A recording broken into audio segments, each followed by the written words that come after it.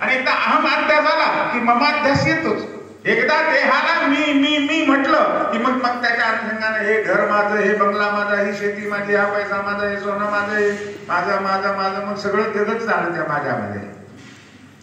देहाला मी म्हणणं आणि हे सगळं माझं म्हणणं याला अहम मम म्हणतात. आणि हेच मूळ संसाराचं कारण आहे, हेच मूळ संसाराचं स्वरूप आहे, अज्ञानाचं कारण. आणि एकदा देहाला मी म्हटलं आणि त्याच्या अनुषंगाने हे माझं माझं आलं की मग त्या मनामध्ये काम क्रोधाधिक विकार येतात.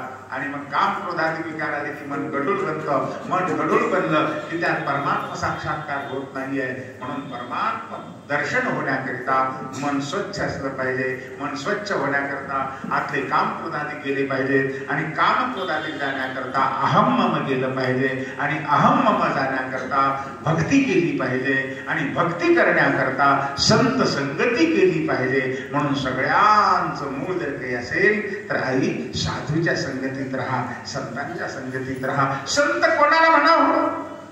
संतांचं लक्षण काय? हे दाढी जटान वाढवलेल्या आहेत, भरील गंधाची पट्टीच्या पट्टी, टपोऱ्या माळा, हो भगवे कपडे, काय काय एक तर आहे का महाराज?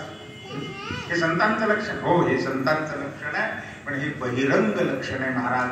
काही अंतरंग लक्षण असतात आणि काही बहिरंग लक्षण असतात. साधू अंतरंगानं असा, बहिरंग तर असावंच, पण बहिरंग असेल नसेल यात नवल नाही. अंतरंग असावं. अंतरंगानं साधू कसा असतो?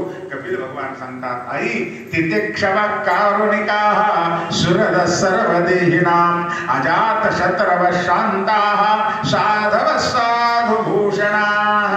जे तितिक्षु आहेत, सहनशील आहेत, साधव करुणायुक्त हृदय ज्यांचं आहे, अजात शत्रू आहे, अत्यंत पवित्र ज्यांचं जीवन आहे, कधीच कोणाबद्दल माझं तुझं द्वैत भाव करत नाहीये, सर्वावर प्रेमाचा वर्षाव करतात, अशा साधूच्या संगतीत राहा. आणि त्यांच्या संगतीत राहून भगवंताची कथा ऐका, भगवंताचं ध्यान करा, भगवंताचं नाम घ्या.